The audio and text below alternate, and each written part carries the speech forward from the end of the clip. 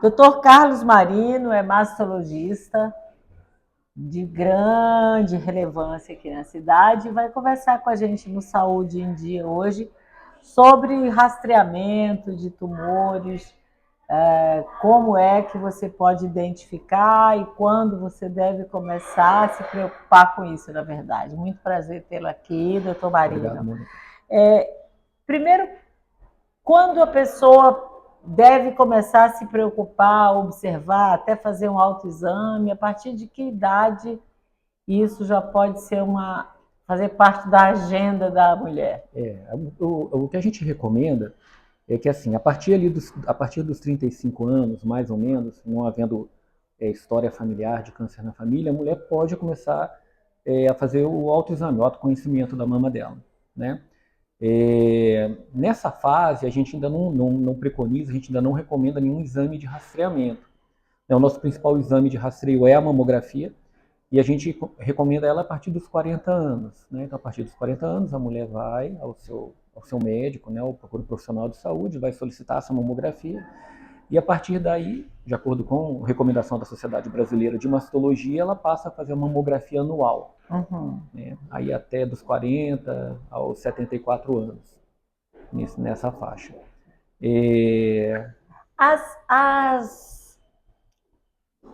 A sua indicação, né, a indicação clínica para cada tipo de rastreio depende do tipo do tumor. O tumor tem várias tipologias que eles direcionam os tratamentos para opções diferentes? Assim, quando a gente fala em câncer de mama, né, a gente dá o mesmo nome para doenças que são muito diferentes entre si, né? Os tumores de mama são muito diferentes, são muito heterogêneos, né?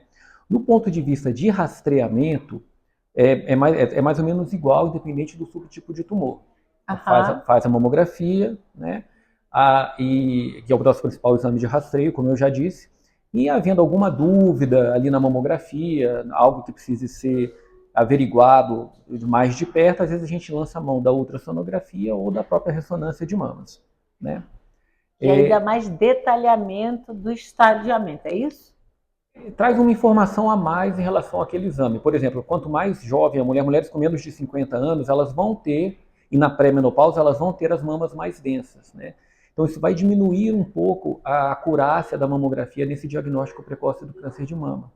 Então o que a gente recomenda, né, nessa etapa? Então, onde a mama está mais densa ainda, vai fazer a mamografia, porque tem coisas que a gente só vê através da mamografia, microcalcificações, por exemplo, só dá para ver pela mamografia.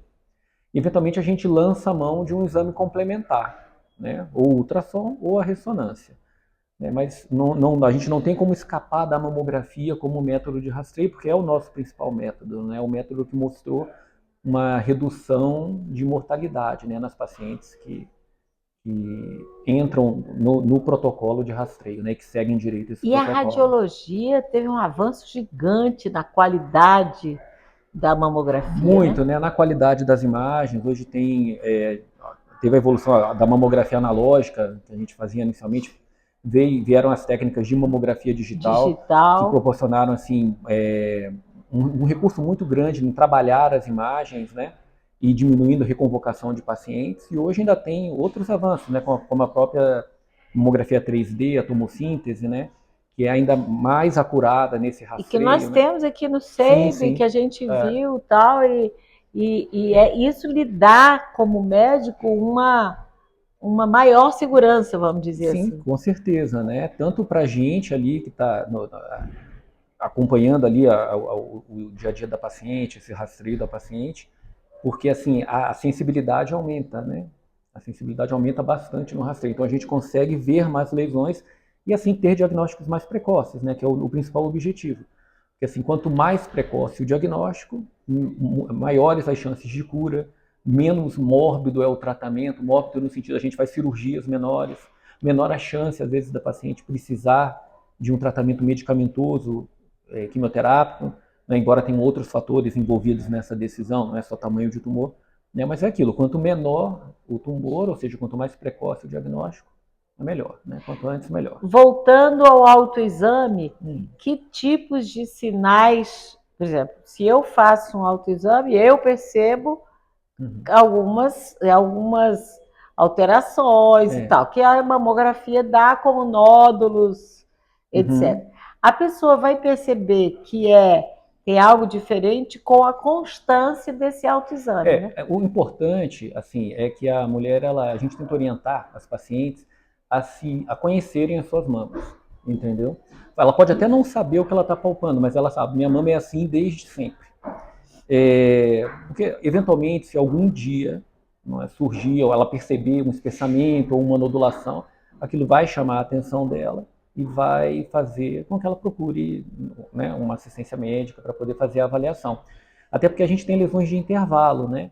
Às vezes a gente tem lesões, o exame está normal e algum tempo depois se nota alguma alteração, né? E isso Sim. pode acontecer Não realmente. surge também da noite para o dia. Isso, é o que a gente chama de lesão de intervalo. Então, esse autoconhecimento, né, da mulher das próprias mamas é muito importante. Doutor Marino, quando é que existe um período que pode se tratar? Ou seja, o diagnóstico precoce está diretamente ligado a uma possibilidade maior de cura. Sim.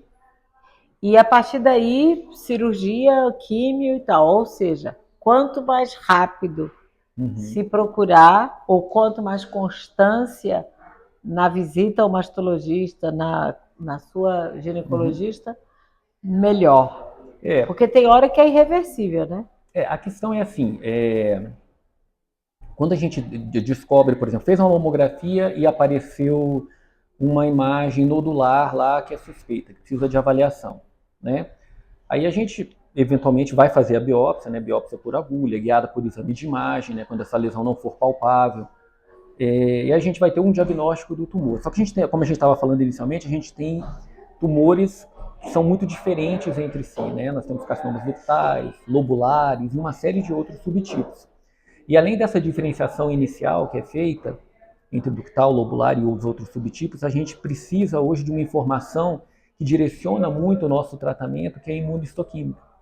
A imunistoquímica é um exame que é feito naquele material próprio da biópsia, em que a gente vê se aquele tumor expressa receptores hormonais para estrógeno, para progestogênio, Ki67, HER2, que são fatores que, se positivos ou negativos, vão orientar esse tratamento. Tanto a tipo de medicamento a ser usado, quanto for necessário, ou às vezes até o melhor momento para a cirurgia. Às vezes, a depender do subtipo do tumor, do tamanho dele, do status da axila da paciente, dos linfonodos axilares, às vezes a gente prefere que comece pela medicação para a gente operar depois com maior benefício, né? Então, eu costumo dizer assim que os tumores de mama, eles têm nome, sobrenome, RG, CPF. A gente tem que ir atrás dessas características para saber com quem a gente está lidando, para poder ali ofertar para o paciente, estar com tudo na mão para seguir o melhor caminho de tratamento. Assim. E na maioria das vezes, esse tumor é genético? Assim, todo tumor, ele se origina de uma mutação, né? 90% dos casos de tumores de mama são de mutações aleatórias, entendeu? E podem acontecer 10% deles, dos tumores de mama, tem esse componente familiar, genético, de alguma mutação, né? A presença dessas mutações às vezes altera um pouco o nosso protocolo de rastreio. Né? São situações um pouco mais específicas em que às vezes a gente começa o rastreamento antes e inclui outros exames nesse rastreamento. A depender de uma paciente que tem eventualmente uma mutação gênica conhecida que predispõe ao câncer de mama, às vezes ela começa a fazer mamografia ali ao redor dos 30 anos de idade, e às vezes a gente acrescenta a ressonância, antecipa a ressonância para esse período. Porque a gente, como sabe que o risco dela é maior, a gente tenta aumentar ao máximo a sensibilidade desse rastreio. Mas aí são populações muito específicas, né? Para a gente finalizar, eu queria que o senhor dissesse ao nosso público se existe fatores externos de vida, de rotina, que possam interferir no surgimento de um tumor. Do tumor, né? Assim, a origem do tumor de mama ela é multifatorial, né, que fala. Tirando esses 10% que tem a causa genética familiar, A gente tem outros fatores, por exemplo, o sobrepeso é um fator de risco, né? Talvez aí pela maior conversão periférica de estrogênio. O consumo de gorduras, né? Gorduras saturadas e gordura animal em excesso, o álcool em excesso, não o uso social, mas o álcool em excesso.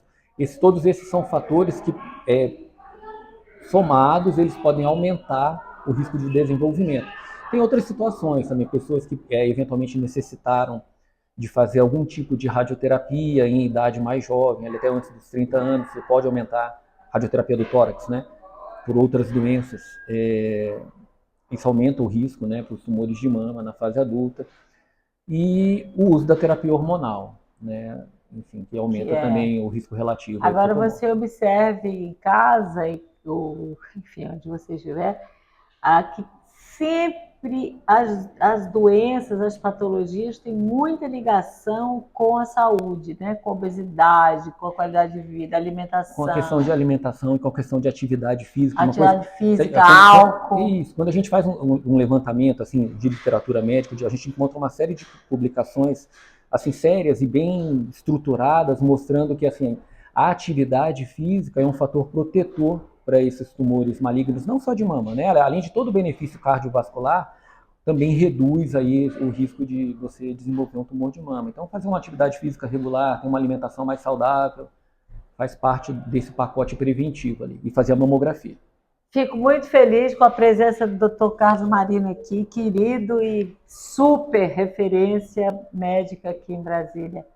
Um mastologista de nome. Obrigada. Eu que agradeço, Mônica, a oportunidade. Obrigada.